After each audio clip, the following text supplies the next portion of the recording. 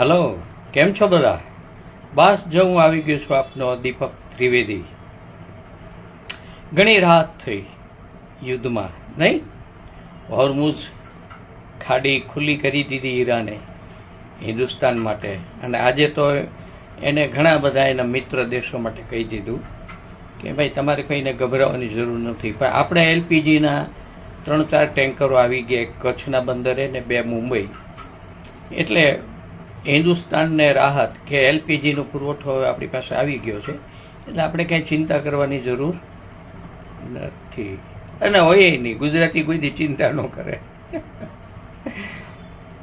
Okay, તો આજે topic તો સારો છે. અગાઉ મેં કીધું તો એ જ ટોપિક છે. એમાં થોડુંક ચિંતનવાળું એક કોટ આવ્યું, એટલે મને થયું કે ચાલો તમારા બધાના કાન સુધી પહોંચાડું. મજા આવશે સાંભળવાની તમને. ડૂબતી નબ્જો મેં જબ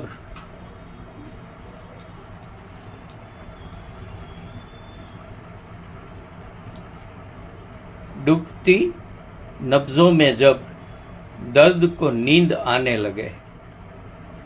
કેવું સરસ કોટ છે નહીં? આનંદ પિક્ચરમાં નથી રાજેશ ખન્ના, બાબુ મોશાઈ,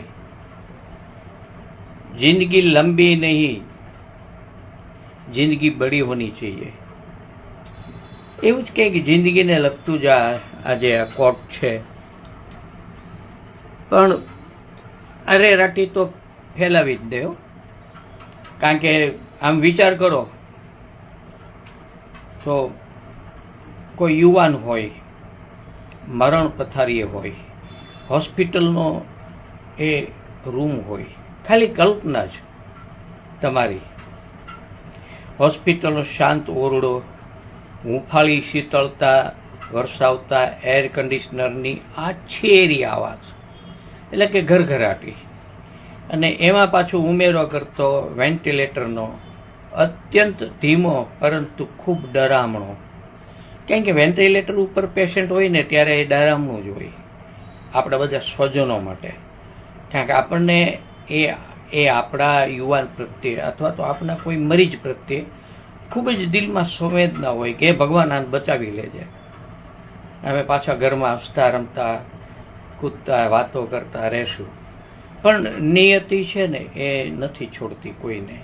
પછી એમાં કોઈ પણ હોય, નિયતિ એનું જ ધાર્યું કરે છે, ઇન્સાનનું ધાર્યું નથી ચાલતું. હા, મેડિકલ સાયન્સ છે, પણ એ એક હદથી આગળ નથી જઈ શકતું. ઘણા બધા કિસ્સામાં આપણે જોઈએ છીએ. તો એ સ્વજનોની આંખમાં તકતકતી બેબસી અને પલંગ પર પડેલા નિશ્ચિત શરીર અને એ શરીર વડે લેવાતા શ્વાસ અને ઉચ્છ્વાસ જે ઉછી નાખે, એટલે કે મશીન દ્વારા અપાયેલા છે. સૂકા કરચલીવાળા કોઈ પાંદડા ઉપર આપણે પીછીના લીલા રંગથી રંગી નાખીએ, એવું જ કંઈક આ મશીનનું છે કે ભીતરની લીલાશ તો ક્યારની ઉડી ગઈ હોય, પણ હજુ એના શરીરમાં ઉષ્મા છે, પરંતુ સ્પર્શ ઝીલવાનું ચેતન નથી. એમાંથી સંવેદન જતું રહ્યું છે. હજુ એના શ્વાસ તો ચાલે છે, પરંતુ જીવનનો ઉલ્લાસ હવે નથી રહ્યો. એ પરવશ છે. સ્વાભાવિક છે ને, મરીઝ એટલે કે બીમાર માણસ પરવશ હોય, પથારીવશ હોય, અને એને ખુદને જ ખબર નથી કે હું જીવું છું કે નહીં. કારણ કે કોમામાં હોય. અને તમને ખ્યાલ હશે, કોમામાં હોય જે વ્યક્તિ એને એના જીવન પ્રત્યેની કોઈ રત્નાની ખબર જ ના હોય. હા, વેન્ટિલેટરથી એના શ્વાસોશ્વાસ ચાલતા હોય, પણ અંગો બધા નિષ્ક્રિય હોય.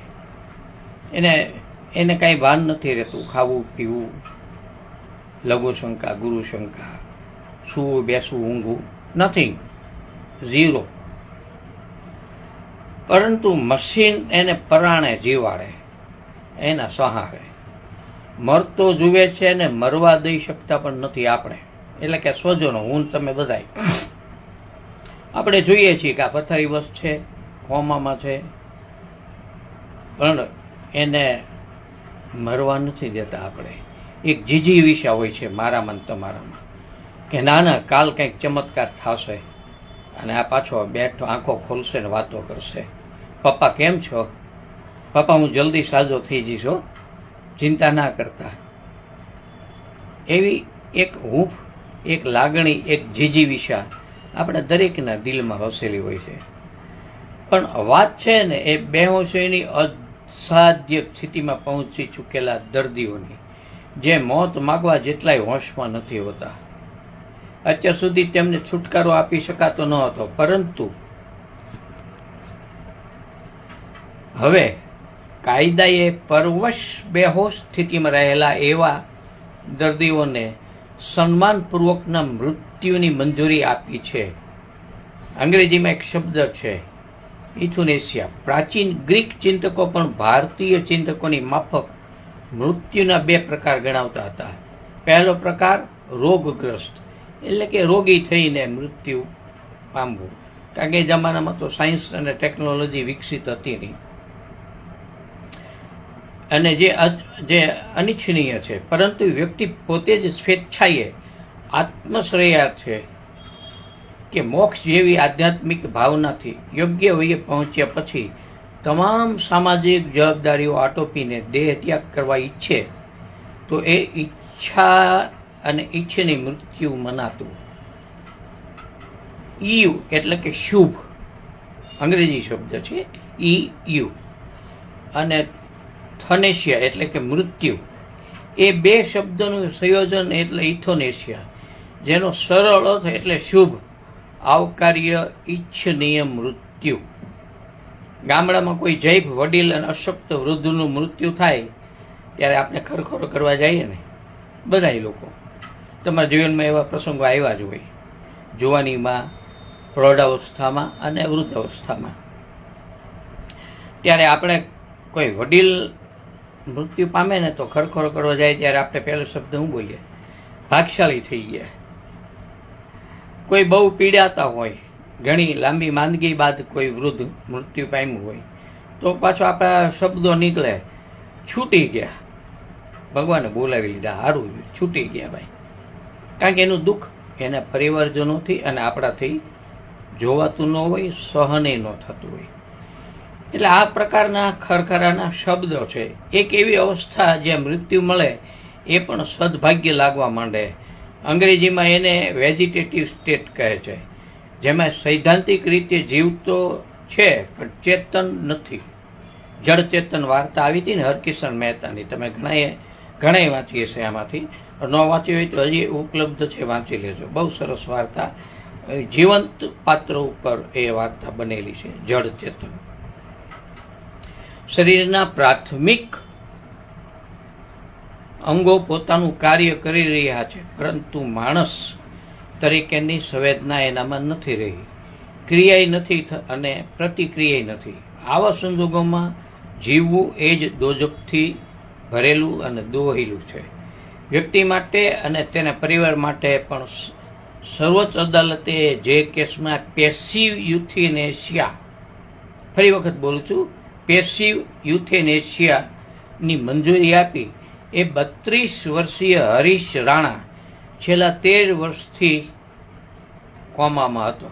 તેની સારવાર પાછળ પરિવાર, ઘર, વ્યવસાય, જમીન, મકાન સઘળું વેચીને નિશબ્દ રોડ ઉપર આવી ગયો, અને હવે તેના પિતા ખૂંચો લગાવી અને સેન્ડવિચ બર્ગર વેચે છે. બેહોશ હરીશ રાણાની સારવાર તો પછીની વાત છે. જે હોશમાં છે એ પરિવારજનોનું ગુજરાન પણ અત્યારે દોહિલું છે. અહીં પેસિવ યુથેનેશિયાની મંજૂરી છે, અર્થાત હરીશને મારી નથી નાખવાનો, પરંતુ પરાણે જીવડવાનો, એટલે કે પરાણે જીવિત રાખવાનો તબીબી પ્રયાસ હવે અટકાવી શકાશે. અહીં હરીશને મૃત્યુ નામનો છુટકારો મળે છે અને તેના પીડાતા પરિજનોને પુનઃ જિંદગી મળે છે. કારણ કે એને તો આશા છોડી જ દીધી છે, 13 વર્ષથી કોમામાં છે એટલે, અને એનાથી એ દુઃખ સહન નહોતું થતું, અને પોતાના કુટુંબનું આખું આર્થિક રીતે ઘસાઈ ગયું, રોડ ઉપર આવી ગયા.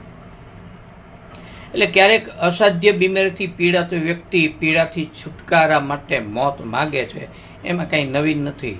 કાયદાની પરિભાષામાં એ એક્ટિવ યુથેનેશિયા કહેવાય, જેને હજુય અદાલતે માન્યતા નથી આપી. પરંતુ હરીશ જેવો કિસ્સો જેમાં વ્યક્તિ પોતે અને તેની નિરર્થક સારવાર પાછળ પરિવાર શારીરિક, આર્થિક અને ભાવનાત્મક રીતે ખુંવાર થઈ રહ્યો હોય ત્યાં છુટકારાની મંજૂરી આપી છે. એ અનેક જિંદગીને શબ્દશઃ રાહત આપનારી નીવડશે. મૃત્યુની ગહનતાને અત્યંત હૃદયસ્પર્શી રીતે રજૂ કરતી હિન્દી ફિલ્મ આનંદ, મેં કીધું હતું ને અગાઉ ચાલુ કરતા પહેલા તમને, એક સુંદર કવિતા છે એમાં એક, मौत एक कविता है, मुझसे एक कविता का वादा है, मिलेगी मुझको एक दिन. રાજેશ ખન્ના પડદા ઉપર બોલે છે. ખૂબ સરસ પિક્ચર ઋષિકેશ મુખર્જીએ બનાવ્યું હતું આનંદ એ જમાનામાં 73-75માં.